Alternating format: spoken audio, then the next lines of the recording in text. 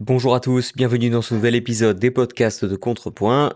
Je suis Pierre Schweitzer et aujourd'hui je reçois Mathilde Berger-Perrin, journaliste, intellectuelle et auteure récemment d'un ouvrage sur Ayn Rand, elle-même romancière connue comme une des figures de proue du mouvement libertarien, parfois même considérée par certains comme une philosophe du libéralisme, alors qu'à la base c'était vraiment une romancière et que c'était son ambition, même si évidemment que ses valeurs transparaissaient très fortement au travers de son œuvre. Et ce que nous invite à découvrir Mathilde Berger-Perrin, c'est cette Ayn Rand romancière d'abord, une œuvre fortement influencée et façonnée par son expérience de vie mouvementée et assez atypique pour l'époque. Et puis elle nous aidera à comprendre la philosophie qu'on trouve chez Ayn Rand, s'il y a une philosophie en tout cas à y trouver. Puis on s'attardera aussi sur les limites de cette philosophie et même de la femme qu'était Ayn Rand. Puisqu'au fond, le livre de Mathilde nous présente la vie et l'œuvre d'Ayn Rand et sa philosophie avec ce qu'il y a à apprendre, probablement les leçons qui peuvent être peut-être encore plus vraies même pour notre époque qu'elles ne l'étaient au siècle dernier, et puis aussi les outrances, les exubérances et l'aspect peut-être un peu moins mémorable de son œuvre. Mais enfin, au total, si comme moi, vous ne connaissez pas forcément déjà Ayn Rand avant d'écouter cette émission, je vous la recommande d'autant plus. Et pour ceux qui la connaissent, je pense que le propos est quand même particulièrement intéressant et bien exprimé de la part de mon invité. Et j'espère donc que chaque auditeur pourra y trouver quelque chose. Je vous rappelle que le découpage en chapitres est indiqué dans la description de l'épisode, que ce soit sur YouTube ou sur les plateformes de podcast. Donc comme ça, vous pouvez aller directement aux endroits qui vous intéressent en particulier. Sur ce, je vous souhaite une excellente écoute, pensez à vous abonner et je vous retrouve juste après l'épisode.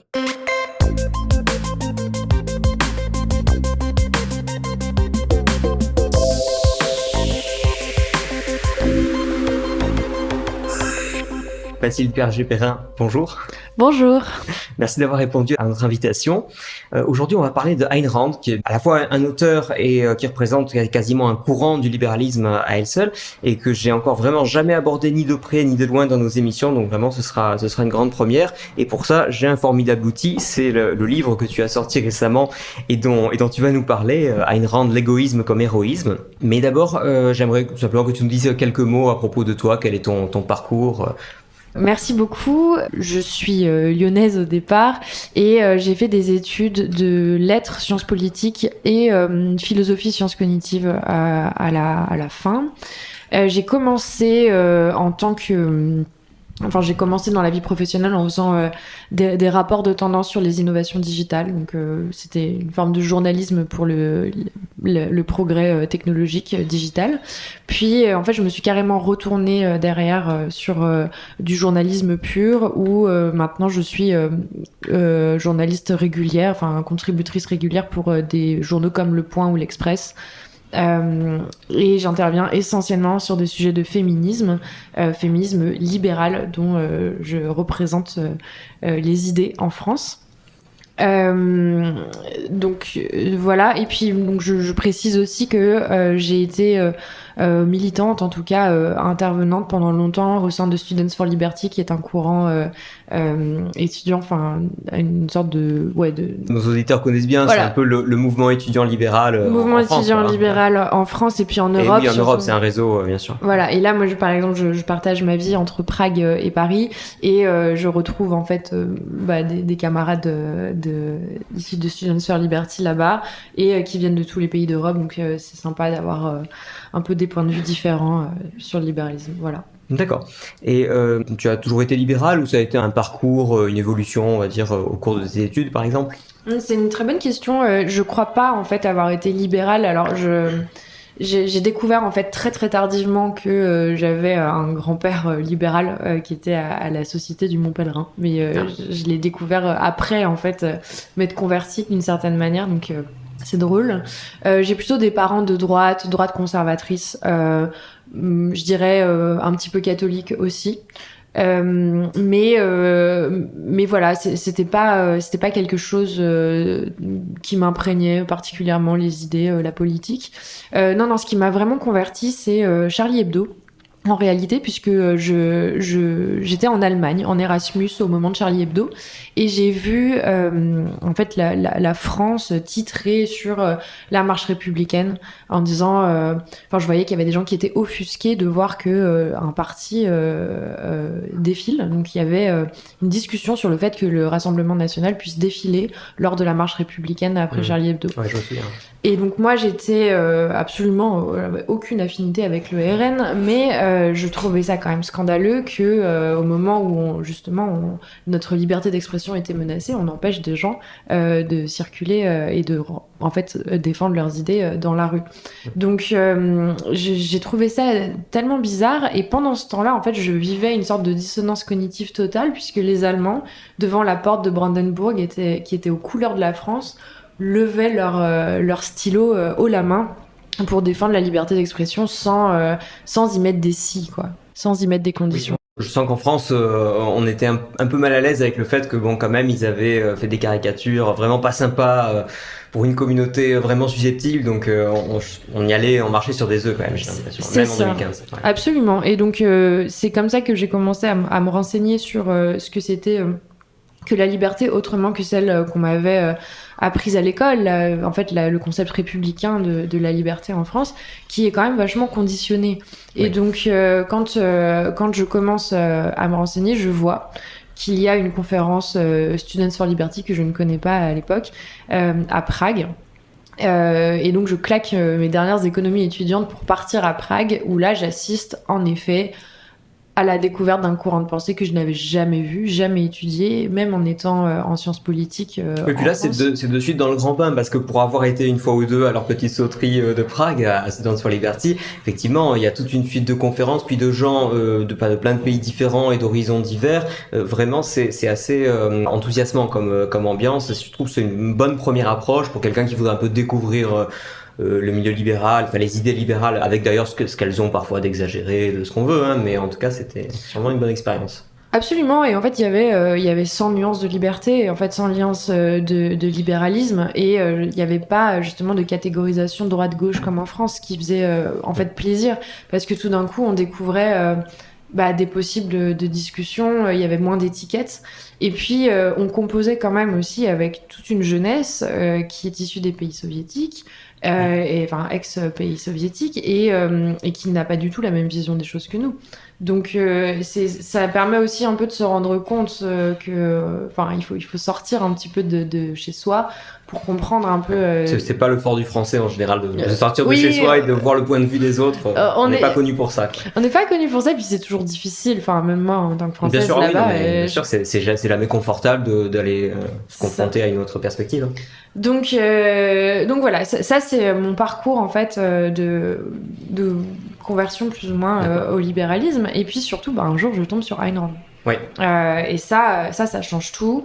C'est-à-dire que le libéralisme je comprenais un petit peu la rhétorique classique, parfois un peu assénée et systémique de moins d'État, et sans vraiment en comprendre pourquoi. Oui, puis qui est désincarné. Alors que là, j'imagine que ce qui est dans Ayn Rand, c'est une histoire. Quoi. Et tout d'un coup, il y avait un mythe, il y avait quelque chose qui était raconté, et donc c'est Christophe Seltzer, qui est aujourd'hui directeur de Génération Libre, qui m'avait mis dans les mains La Source Vive, donc son deuxième roman,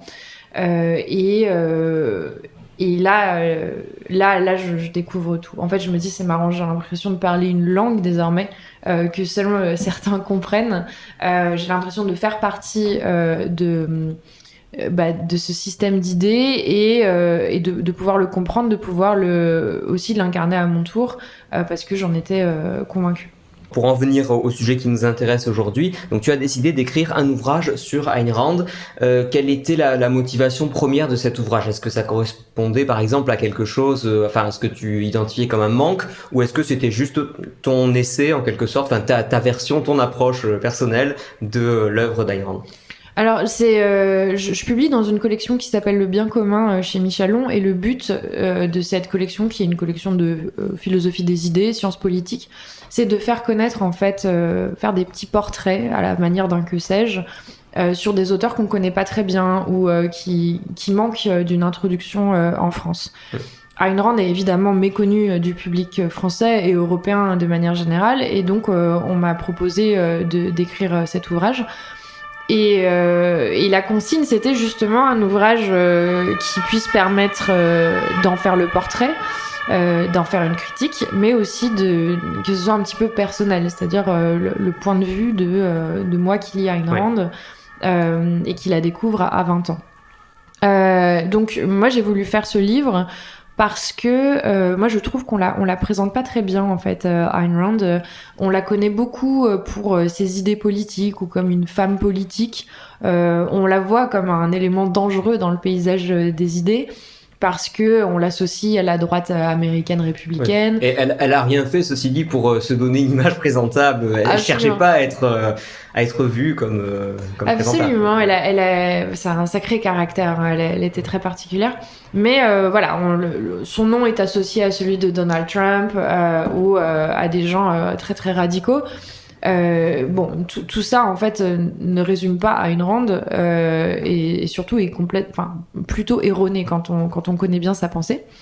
Donc moi j'ai voulu présenter la romancière en fait. J'ai voulu raconter comment cette fille qui dans les années 20 fuit l'URSS, arrive aux États-Unis et va devenir une romancière à succès, qui a toujours été son but.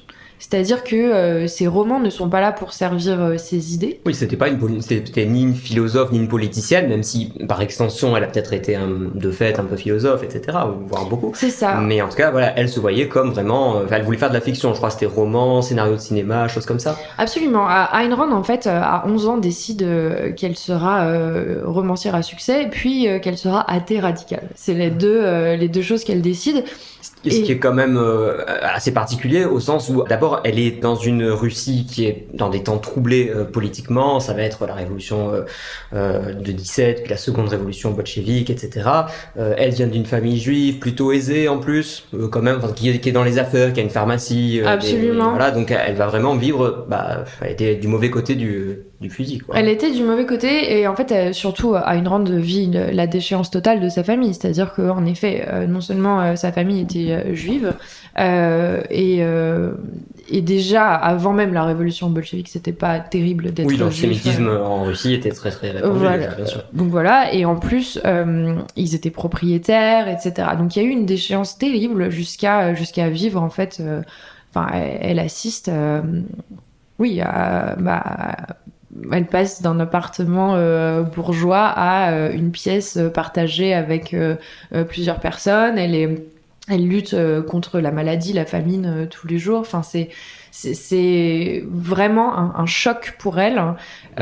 Et la plupart de son œuvre, même si elle ne le dit pas comme ça, est quand même une réaction à ce qu'elle a vécu. Je pense qu'il y a le trauma. Oui, c'est toujours difficile. Moi, j'ai toujours peur de faire un peu de psychologie de comptoir, mais et en même temps, quand on vit de tels traumatismes, j'allais dire, c'était une adolescente, presque une petite fille quand ça a commencé.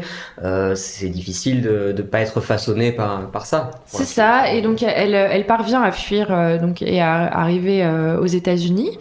Et aux États-Unis, en fait, elle décide qu'elle sera scénariste et qu'elle écrira des films.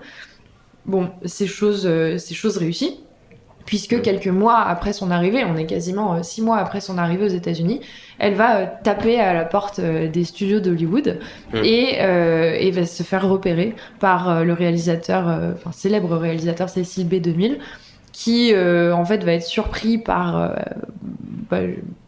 le courage de cette jeune fille qui parle un anglais approximatif avec un gros accent russe et qui lui dit qu'elle veut travailler pour lui.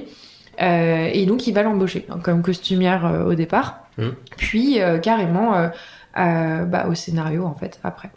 Donc mission réussie, Ayn Rand est passée donc de l'URSS aux États-Unis à devenir au studio d'Hollywood, quoi. Donc et sachant qu'elle avait déjà en fait son idée, ses valeurs personnelles, j'ai l'impression, étaient déjà définies avant d'aller aux États-Unis. C'est pas parce qu'elle s'est retrouvée à aller quelque part puis que c'était les États-Unis qu'elle est devenue finalement un peu caricaturalement pionnière du rêve américain, etc.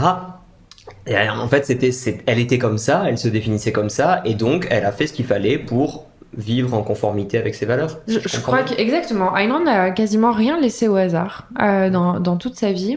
Et surtout, en fait, ses valeurs, on ne sait pas encore si elles sont aussi précises que celles qu'elle décrit dans sa philosophie qui s'appelle l'objectivisme. Mais en tout cas, une chose est sûre, elle veut peindre des héros. Et elle a une idée très claire de ce qu'est un héros. Et ça commence très très jeune. Et son but dans la vie deviendra donc de peindre des héros, l'homme rationnel, l'homme avec un grand H en fait, fort, puissant, individualiste. Et donc ce qu'on disait tout à l'heure, c'est que justement ces romans, au moment où elle les écrit, ne sont pas là pour défendre des idées politiques. C'est bien pour montrer comment devrait être l'homme. Ce à quoi il devrait ressembler et pourquoi est-ce que oui, il a un potentiel héroïque à côté duquel il passe.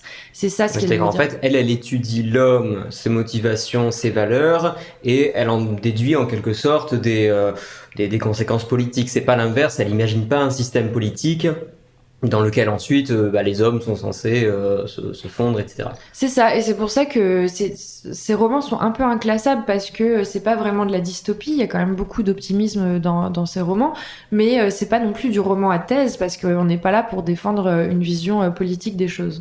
En revanche, on n'est pas là pour défendre une vision plus politique des choses, mais pourtant, j'ai l'impression que quand même, à un moment d'ailleurs, tu le dis dans le livre, elle fait faire des monologues interminables à ses personnages, comme si il fallait répéter les choses vraiment de peur qu'on comprenne pas ce qu'a voulu dire le personnage et donc ce qu'elle a voulu dire en quelque sorte. Ouais. Donc absolument. En tout cas, c'est pas sa motivation première, et c'est là où c'est très intéressant de bien comprendre Ayn Rand là-dessus, c'est que pour elle, la politique n'est que la conséquence d'un système moral qui doit changer et qui doit en fait coller à la nature humaine. Donc, elle, ce qu'elle raconte, un système moral qui doit changer, qui doit coller à la nature humaine. Est-ce que c'est pas un peu une contradiction en soi déjà justement de dire est-ce que la nature humaine n'est pas justement simplement de constater comment les humains fonctionnent Absolument. En fait, pour Rand, la nature humaine, donc déjà elle accorde une nature à l'humanité, ce qui est un peu, aujourd'hui, oui, c'est remis en cause assez régulièrement. On ne le ferait plus, mais voilà. Pour elle, l'homme, il a un but sur Terre, c'est d'être heureux. Et pour être heureux, en fait, il doit poursuivre ses intérêts personnels avec des valeurs. Et donc, il doit poursuivre ses valeurs avec des vertus. Il doit cultiver des vertus pour arriver à ses valeurs. Donc ça, c'est son système moral. Et pour ce faire, en fait, il doit être individualiste. La nature humaine, c'est d'être individualiste. Il n'y a pas de nature qui soit collectiviste. Il n'y a pas de nature humaine altruiste ou collectiviste. Et en fait, Ayn Rand pense que les maux de l'humanité viennent de ce problème-là, que l'homme ne s'assume pas en tant qu'individualité, ne s'assume pas en tant qu'être égoïste et rationnel, et qu'il doit en fait forcément se sacrifier pour les autres ou être dans une démarche altruiste pour être bon, pour être un homme moral. Elle, ce qu'elle raconte, c'est qu'en fait, il n'y a rien de plus moral qu'un homme qui satisfait ses intérêts personnels.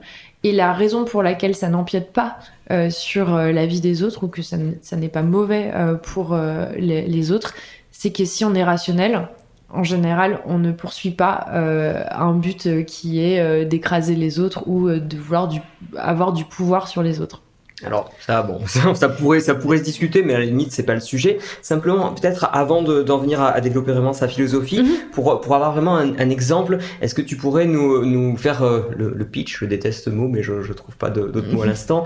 Par exemple de son roman le plus célèbre, la Grève, ou peut-être d'un autre si tu préfères un autre, mais pour qu'on comprenne un petit peu en quoi est-ce que c'est original le type de personnage et de situation qu'elle met en scène. Ouais.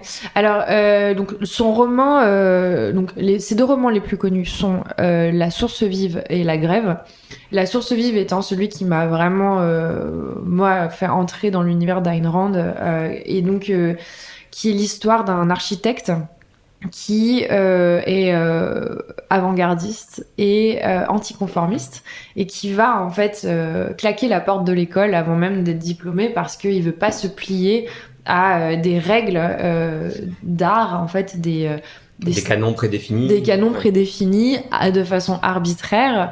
Et lui, en fait, il est tellement intègre envers son art qu'il refuse de s'y plier. Donc il va ouvrir sur le côté son cabinet. et évidemment se faire attaquer de toutes parts par les chroniqueurs qui font en fait l'alpha et l'oméga de l'opinion publique et qui vont essayer de le descendre pour qu'il n'existe plus en fait, parce que son art dérange, son art vient troubler les consciences, vient troubler en fait les goûts. Oui, la conception que chacun se fait de ce qui est beau en architecture et de ce qui se fait et ce qui se fait pas. Absolument. Voilà, et en fait, là où ça devient politique, mais encore une fois, c'est toujours secondaire chez Ayn Rand, c'est que l'architecture fait tout. L'architecture design les villes, l'architecture design nos intérieurs, l'architecture, en fait, la fonction de chaque bâtiment, de chaque chose. Ça plairait bien à nos sociologues subventionnés. Dire, l'architecture des villes façonne notre fonctionnement social et tout, mais bon, c'est un peu vrai, quoi. Donc voilà, et puis surtout, elle prend volontairement l'architecture parce que c'est un milieu dans lequel il y a toutes les classes sociales confondues, et que quand on... C'est-à-dire au sens large, si on inclut aussi la construction du bâtiment, absolument, etc. c'est ça, c'est que dans la construction du bâtiment, on va avoir de tout, et l'architecte est justement celui qui est capable de parler avec tout le monde, de s'entendre avec tout le monde, et de coordonner en fait tout ça. Donc il y a un côté aussi chef d'orchestre de la société, il y a un endroit, enfin une personne qui est au bon endroit pour comprendre les enjeux de tout le monde. Et ça, c'est mis évidemment en opposition avec les fameux chroniqueurs qui, du haut de leur bâtiment vitré, en fait, critiquent des choses dont ils ne connaissent pas vraiment la réalité. Et donc Howard Rourke, cet architecte anticonformiste, va en fait quand même bâtir des maisons, va avoir des contrats et en fait avoir du succès. On va trouver ça intéressant. Et il a un rival qui s'appelle Peter Keating et qui lui est un arriviste. Il a vraiment envie que tout le monde l'aime, il a vraiment envie que son art soit reconnu, mais sans se réaliser lui-même, sans réaliser les choses. Il veut absolument cette reconnaissance sans rien avoir fait d'autre, et son but dans la vie, c'est d'être aimé. Alors que Rourke, lui, est anticonformiste, et donc être aimé, c'est la dernière chose qu'il souhaite, du moins ça ne l'intéresse pas. Ce qu'il veut, c'est que son art fleurisse comme il l'a pensé. Et donc Peter Keating, qui est en réalité un très mauvais architecte, va plusieurs fois faire appel à Rourke, qui va lui dessiner les plans, et Keating, lui, va signer les... Oui, il s'attribue le mérite, il récolte les lauriers, finalement. Voilà, et Rourke, lui, s'en fout. La seule chose, c'est qu'il dit, moi, tant que c'est respecté, tant qu'on a respecté mes plans, il n'y a pas de problème. Ouais. Sauf que, évidemment, Keating veut mettre sa patte, et il va trahir Rourke plus d'une fois, jusqu'à la fin donc je dévoile pas tout, mais il va y être question d'habitation bon marché. Donc de villégiature bon marché, où Rourke en fait va designer les plans en disant à Keating, vraiment si tu les modifies, ça ne fonctionnera pas. Et pour Keating, c'est l'aubaine du siècle, parce que s'il réussit ça, et ben il va y avoir tu réussis à modifier donc les plans de Rourke pour faire des villégiatures bon marché. Si le projet a lieu, Keating sera vu comme la personne hyper populaire qui réussit à faire des logements pour les plus démunis, etc. Il y a quelque chose, donc pour lui, il joue sa carrière là-dessus. Oui. Et Rourke lui dit, très bien, je te signe les plans. Et en fait, Keating ne va pas résister. De même que les institutions qui s'occupent du projet, toutes les institutions étatiques vont vouloir mettre un tampon, changer une plainte, mettre une fenêtre à un autre endroit. Et donc Rourke ne va pas supporter, il va dynamiter son œuvre, jusqu'à ce que ça nous mène au procès, où là, il va se défendre, et il va défendre sa vision de l'homme, sa vision de la création, de la créativité, sur donc, des monologues qu'on connaît à Ayn Rand. Elle aime bien Ayn Rand, justement, avoir comme ça cette tribune où le type il préfère finalement risquer d'être condamné, mais avoir pu dire sa vérité, c'est ça c'est exactement ça. Et donc ça, c'est quelque chose qu'il faut comprendre en fait dans toute l'œuvre d'Ayn Rand, parce que c'est le cas dans ses deux plus grandes œuvres, qui sont La source vivre et la grève. C'est qu'il s'agit toujours de héros seuls contre tous, d'injustice dont elle nous rend complices. Et même si on n'embrasse pas la rhétorique libérale, ultra-individualiste, on a plutôt envie d'être du côté des anticonformistes, de ceux qui prennent des risques, plutôt que de ceux qui suivent bêtement. Oui, c'est en ce sens d'ailleurs que je pense que Ayn Rand c'est une autrice, je sais pas comment il faut dire, intéressante. Je sais même pas si c'est pour approcher les idées libérales, elle est intéressante en soi. Moi, c'est vrai que je suis mal placé parce que je ne lisant pas de romans, c'est vrai que c'est pas le genre de réflexe que j'ai.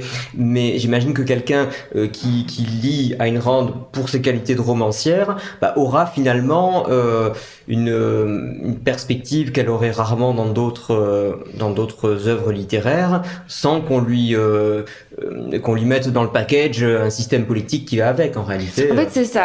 Ayn Rand est une très bonne romancière. C'est pas forcément un bon écrivain parce que elle, déjà, c'est remarquable d'écrire dans une langue qui est pas la sienne. Hein, oui, donc elle parlait russe, français. Elle parle alors un petit peu français parce qu'elle avait une nourrice belge, mais surtout, l'anglais qu'elle a très bien maîtrisé à la fin de sa vie.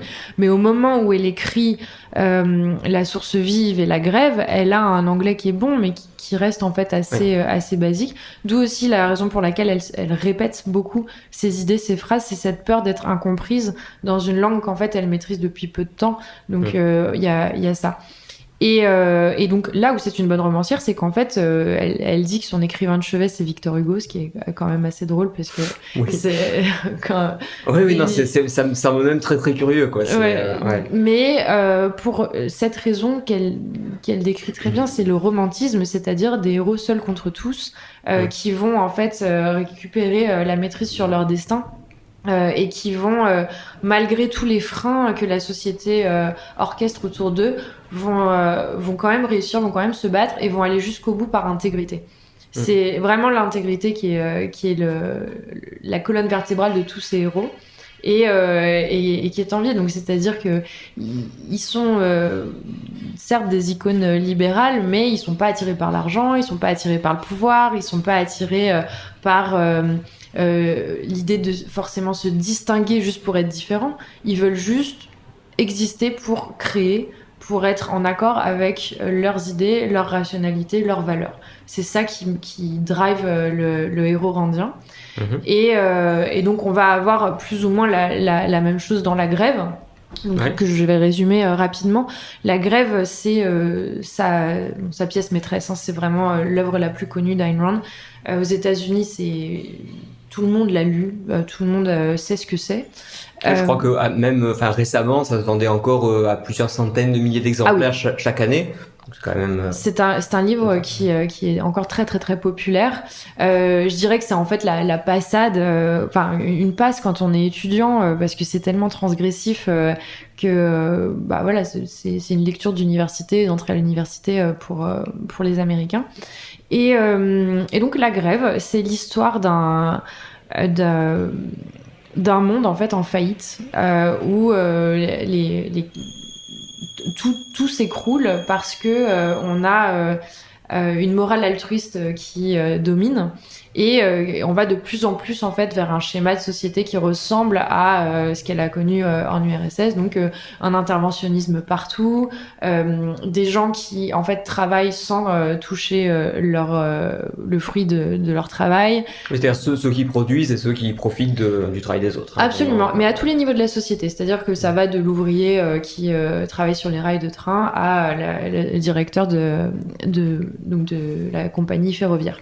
Et donc au milieu de tout ça, on a une femme. Et donc ça c'est très intéressant parce que on est en 57 et que on a Dany Taggart, donc qui est à la tête d'une compagnie ferroviaire héritée de son père, qui veut redresser la barre de cette société, et le train est en fait encore une fois une industrie qui est au centre de tout. Parce que c'est ça qui permet d'amener la marchandise, c'est ça qui permet d'acheminer en fait des denrées qui permettent de nourrir les gens, construire des choses, acheminer de l'énergie. Le progrès, ça c'est un truc en filigrane, t'imagines, dans toute son œuvre. Dans toute son œuvre, ce sera le progrès. Et donc dans la source vive, c'était l'architecture très art déco, donc très moderne. Et dans la grève, ce sera les trains et le fer en fait. Donc elle aurait aimé Internet, ChatGPT, ce genre de choses, j'imagine. Je sais pas. ChatGPT, je sais pas, mais bon, Internet. Internet, je pense que oui.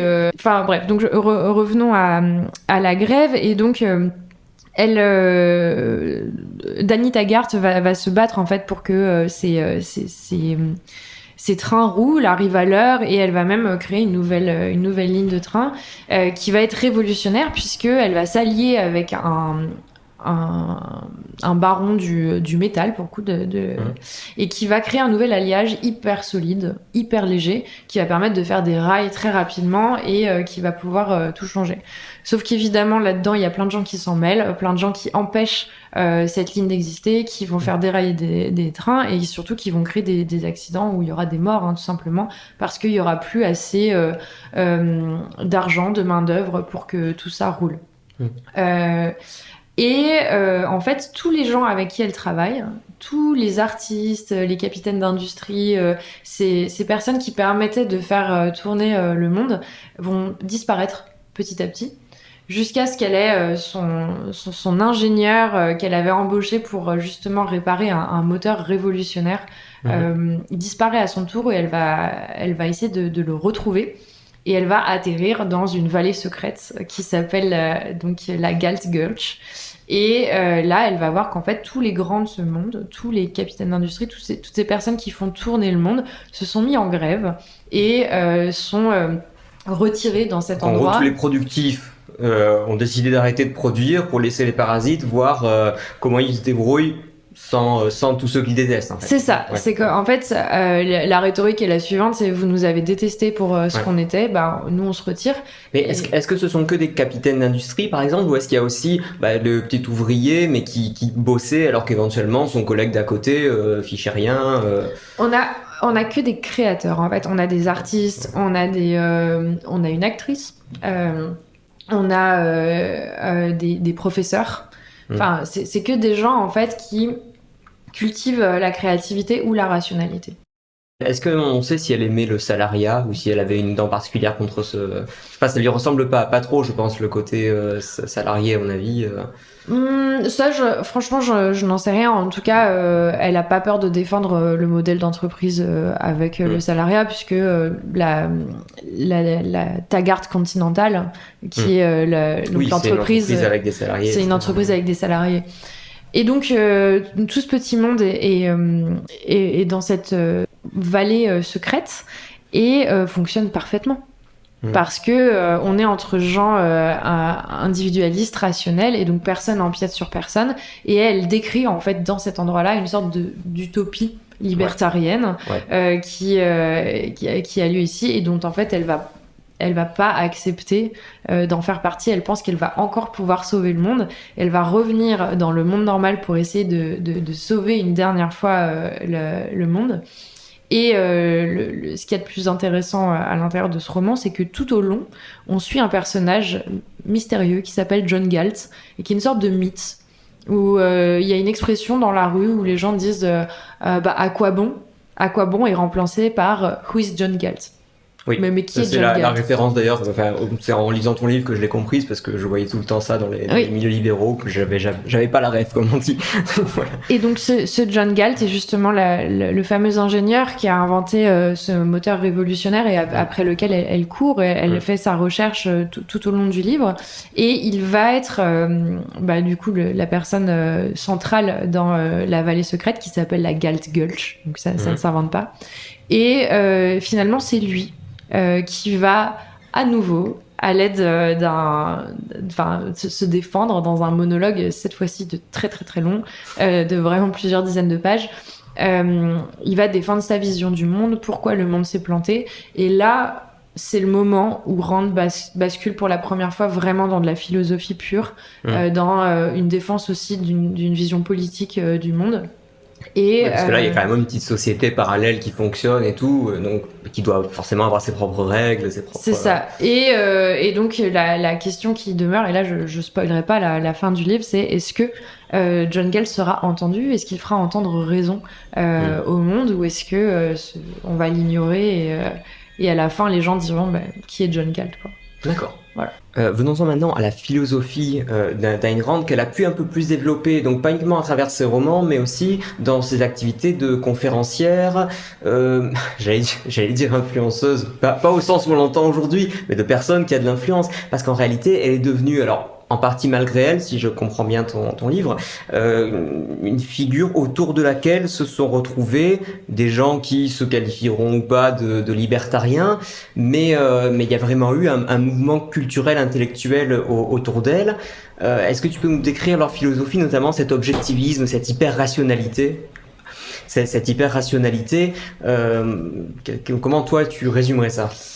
Alors oui, donc c'est exactement ça. Ayn Rand n'est pas à l'origine du libertarianisme, hein. En revanche, elle en est une source d'inspiration quasi première. Donc son élève Rothbard, en fait, donc qu'elle aura influencé au début quand il était étudiant, lui va vraiment fonder le mouvement libertarien dans les années 60. Mais elle, quand elle écrit ses romans, à ce moment-là, elle est pas du tout ni philosophe, ni politique. En revanche, après, elle va en effet créer en fait tout un mouvement philosophique qui s'appelle l'objectivisme, duquel après elle en fera des recommandations politiques. Voilà l'ordre des mais choses. sans jamais s'engager en revanche toujours timidement, parce qu'en fait Ayn Rand est radicale, donc c'est soit on épouse totalement sa philosophie, soit on passe son chemin. Et du coup évidemment qu'elle a jamais pu composer avec la politique, puisque c'est tout le temps des opinions diverses. Oui, la politique c'est le compromis, et elle le compromis c'est pas dans son logiciel du tout. Alors c'est pas du tout dans son logiciel. Elle parle de grisaille morale, justement, on n'est pas assez radical là-dessus. Et puis surtout la logique de parti, je pense que ça lui va pas du tout. D'ailleurs c'est peut-être le drame des libéraux, c'est que ça ne voit jamais les parce partis. que pour moi elle symbolise un peu justement cette espèce de défaut qui fait que elle préfère avoir raison toute seule que d'avoir une influence réelle sur le monde, j'ai l'impression. C'est ça. Et influence que malgré tout elle a eu avec l'objectivisme, et donc voilà. Donc l'objectivisme, c'est un système de pensée philosophique qui s'articule autour de 4 points, une sorte de credo en 4 axes. Le premier étant la métaphysique, c'est-à-dire l'homme est fait pour être libre et heureux sur Terre, et c'est son but. Et toute logique morale, politique, qui en fait blâmerait l'homme pour rechercher son intérêt personnel et l'empêcher de créer, en fait, l'empêcher d'utiliser sa raison, parce que l'homme est un animal rationnel pour Rand, en fait contrevient à la nature humaine. D'accord. Et donc est forcément mortifère, puisque si on empêche l'homme de se réaliser, eh bien la société et l'homme mourra. Donc ça elle pense que c'est la nature profonde de l'homme. Donc ça c'est sa vision des choses. Ensuite on a l'accès au savoir, donc l'épistémologie, où pour elle en fait la raison est l'alpha et l'oméga de tout. Toutes les prémices qu'on a ne doivent pas être mystiques, elles doivent provenir en fait d'un raisonnement rationnel. Et en fait cela repose sur une extrapolation qu'elle fait d'un principe d'Aristote qui est A et A, c'est-à-dire que la réalité existe. Il existe une réalité, et mon mode d'accès à cette réalité, c'est la raison. Et ça, c'est quelque chose qui est remis en question, en fait, notamment par tout le courant postmoderne, des années 60 à 80 jusqu'à début 90, où on a tout un coup un doute sur est-ce que la réalité existe, ou est-ce que c'est ma perception qui fabule. Et voilà. Et donc pour elle, en fait, si on commence à douter des capacités cognitives de l'homme et de sa capacité à raisonner, eh bien, on va droit dans le mur. On va pouvoir, tout le monde pourra avoir raison, tout le monde, tout sera valable. Il y aura plus de hiérarchie dans les morales, en fait. Donc ça, c'est l'épistémologie. Pour elle, c'est hyper important. Et ce qui est intéressant chez elle, c'est que l'homme peut choisir ou pas d'être rationnel.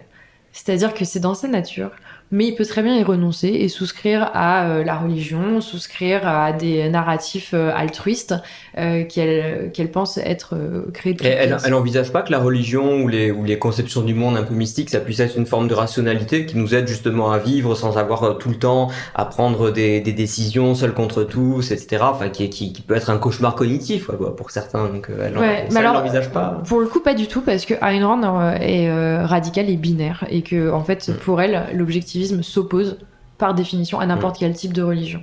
C'est que n'importe qui a des prémices mystiques, en fait, va finir par aller à l'encontre de la fameuse nature humaine. Ouais. Mais là, c'est très discutable parce que d'où elle sort cette nature humaine. Peut-être que c'est aussi une prémisse mystique d'une certaine manière. Oui, ça fait partie des limites dont on discutera rapidement, mais ouais, effectivement. Donc ça, c'est la deuxième chose. En 3, on va avoir l'éthique.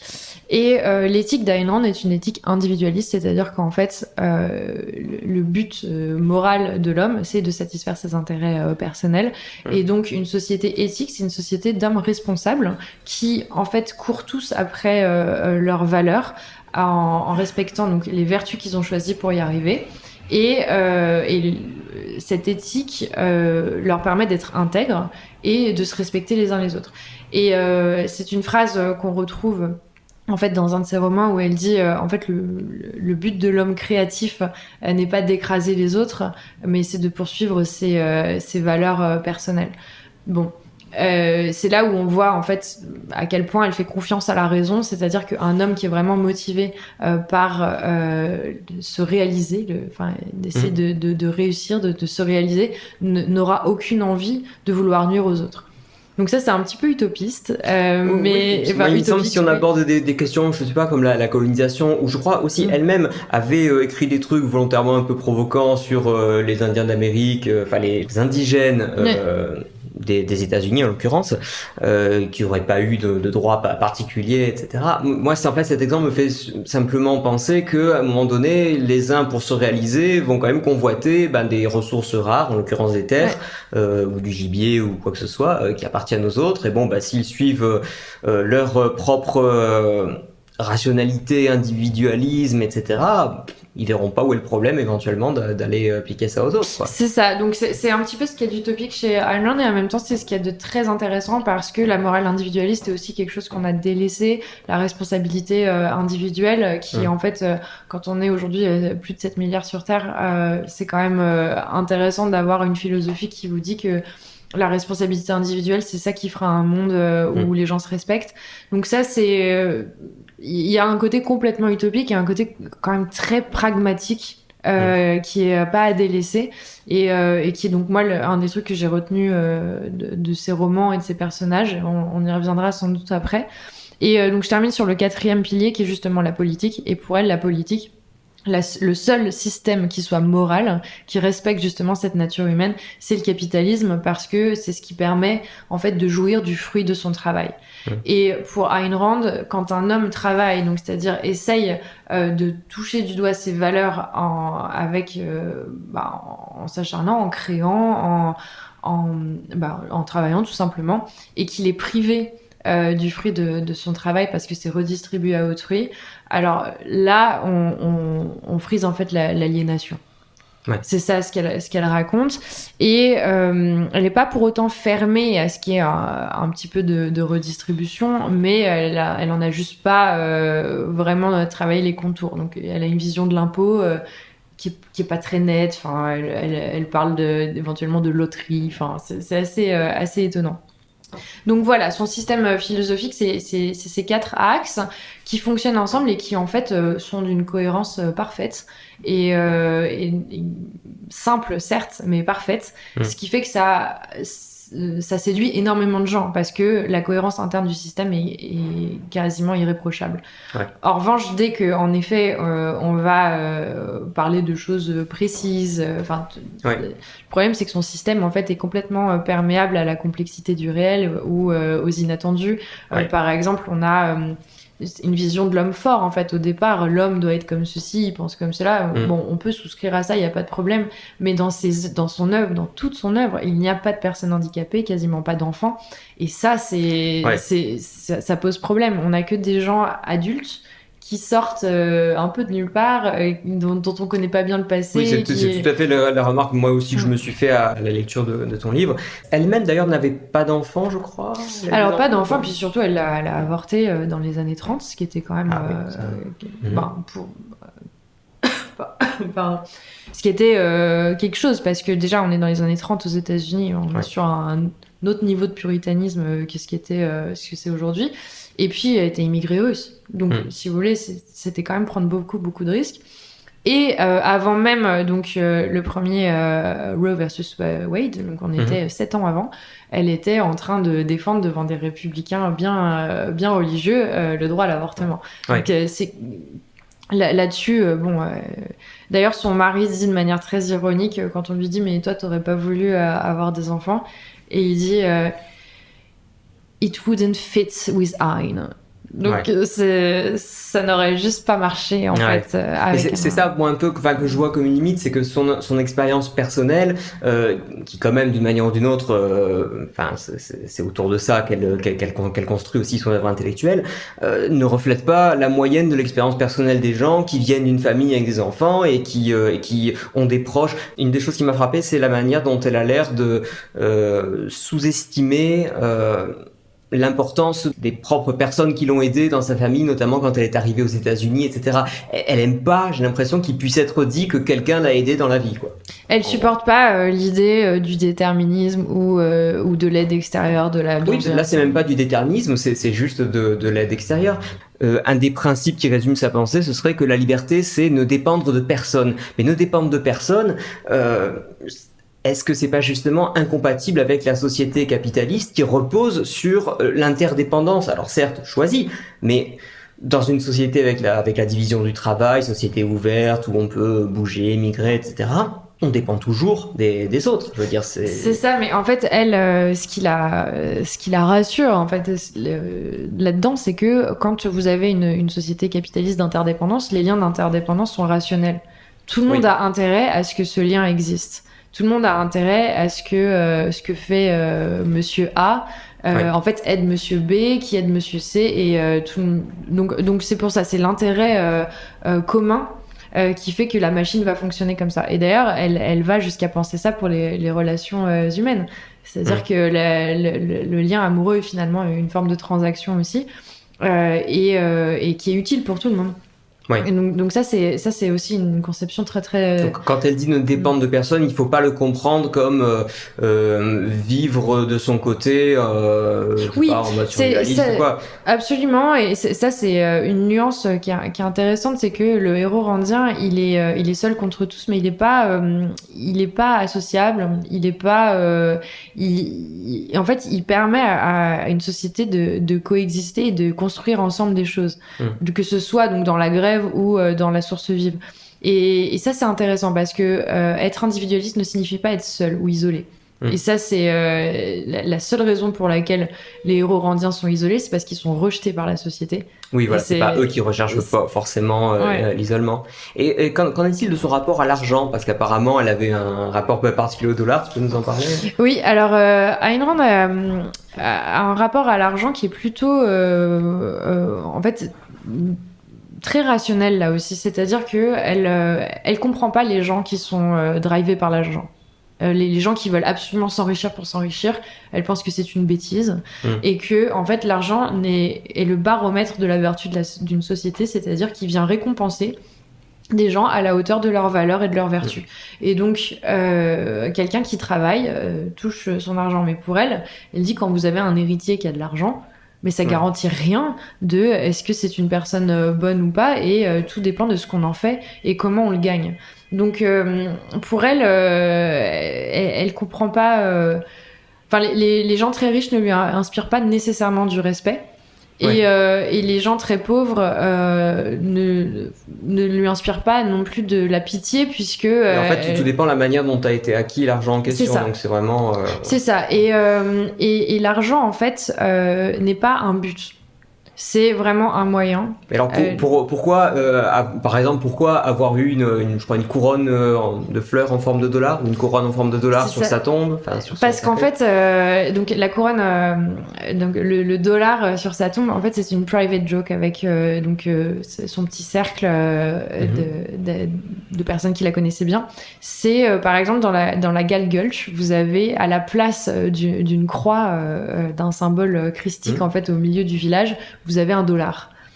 L'idée étant de dire que en fait on n'est pas là pour se sacrifier pour les autres comme le Christ l'a fait. En revanche, on est tous là pour être pour contribuer à une société. Et la manière dont on contribue, c'est grâce à l'argent et la valeur qui nous sera attribuée. Et donc, ce qu'elle vient faire là, c'est déculpabiliser les gens en disant c'est bien normal de souhaiter gagner de l'argent. En revanche, c'est complètement anormal d'en faire le but de sa vie.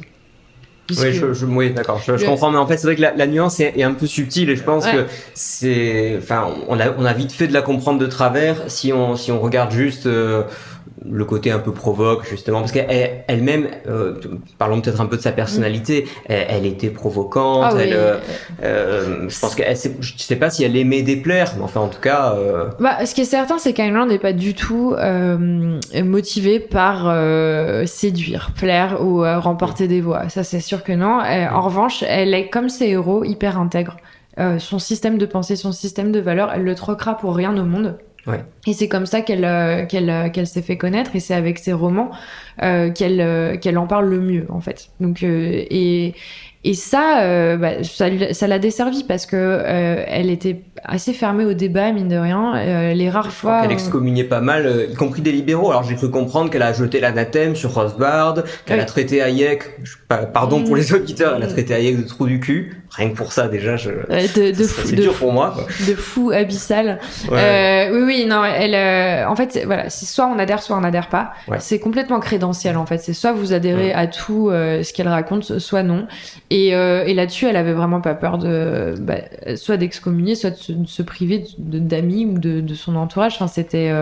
Est-ce que c'est pas un côté repoussoir, alors je dirais pas qu'il était inutile, mais est-ce que tu peux comprendre, même en appréciant beaucoup Ayn Rand, qui a eu, je pense, une influence importante sur ta vie, est-ce que tu peux comprendre que des gens, voyant justement la caricature qu'elle a faite d'elle-même et ses excès, se disent je vais pas me fatiguer à aller chercher une philosophie intéressante chez quelqu'un qui de toute façon vit dans son petit monde et fonctionne un peu comme un gourou avec son cercle de proches. Absolument. Et alors moi, en fait, c'est ça aussi que je voulais faire passer avec ce livre, c'est que moi, j'estime qu'on a le droit de faire un droit d'inventaire sur Ayn Rand, c'est-à-dire qu'on a le droit d'aller récupérer des choses qui parlent plus, qui aujourd'hui en plus ont une résonance différente que dans les années 50, 60.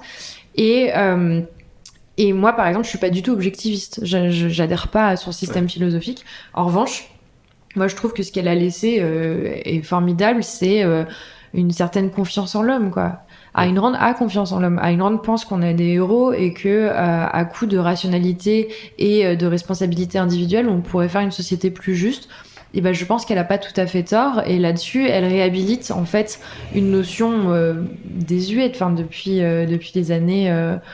En fait, même depuis les années 50, tous les romans sont à base d'anti-héros ou de personnes imparfaites ou de personnes qui ont pas forcément une intégrité impeccable. Et en France en particulier, on aime bien les losers, on aime bien les histoires de...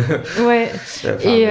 Et ça, pour moi, c'est vraiment très très précieux parce que on a une génération qui souffre de syndrome d'imposteur, de manque de confiance en soi, d'anxiété par rapport à tout ce qui nous entoure. Et Ayn Rand, elle vient leur raconter qu'en fait, non, c'est possible d'être un héros. Alors peut-être que on n'arrivera pas à être des Howard Rourke aussi facilement, mais elle donne des pistes en fait pour rester intègre, pour façonner son opinion, pour apprendre en fait à être critique en toutes circonstances.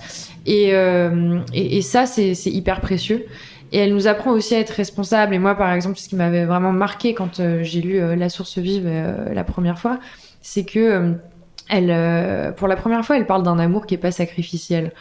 Et moi, je trouvais ça étonnant parce qu'on a tellement l'habitude d'avoir des romans d'amour où en fait, il faut absolument se sacrifier pour l'autre, il faut tout donner pour ça. Et Ayn Rand nous responsabilise là-devant en disant non, si vous donnez tout à l'autre, en fait, vous allez être dans un rapport d'exploitation. Et surtout, si vous attendez tout de l'autre, vous allez être malheureux toute votre vie.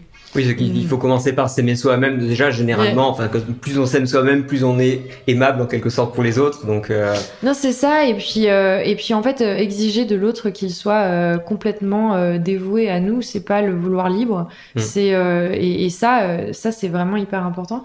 Et moi, j'avoue que quand je lis ça, j'ai 20 ans, j'ai été bercée par Blanche-Neige, la petite sirène, la Belle au bois dormant. Ouais. Et sans même parler du côté du catéchisme Ah mais bien catholique, sûr, alors là vraiment voilà, Tristan et Iseult, enfin ces sortes de romances où l'amour doit forcément être au détriment de. s'il n'y a pas de souffrance, il n'y a pas de. Voilà, Pas de mérite. et je lis ça et je me dis, mais en fait, c'est génial, c'est une campagne de prévention contre les pervers, c'est vraiment, c'est vraiment très fort. Et du coup, je pense qu'il y a des choses à aller chercher là-dedans, en fait, pas tout, Oui, mais. effectivement. Mais moi, d'ailleurs, c'est ce que j'ai particulièrement apprécié dans le livre, hein, justement. Moi, j'aurais tendance à conclure là-dessus. Une phrase que j'ai retenue, c'est, par exemple, je cite, « Elle nous rend solidaires de personnalités à l'arrogance insupportable ». Bon, ben ça, voilà, ça m'a donné envie de la lire, quoi.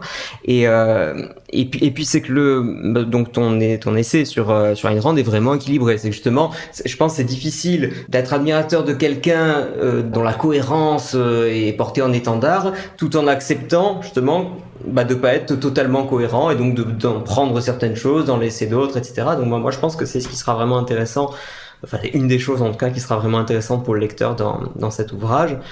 Est-ce qu'il y a quelque chose que tu aimerais ajouter pour conclure Non, alors à part, si, en fait, ce que Rand fait et qui à mon avis est vraiment utile, c'est qu'elle réhabilite la notion d'héroïsme que ça, c'est quelque chose dont on a besoin et dans la littérature, mais à tous les niveaux en fait, que ce soit personnel, politique, moral, c'est un plaisir en fait de relire ça aujourd'hui avec une société qui est complètement différente de celle dans laquelle elle a vécu.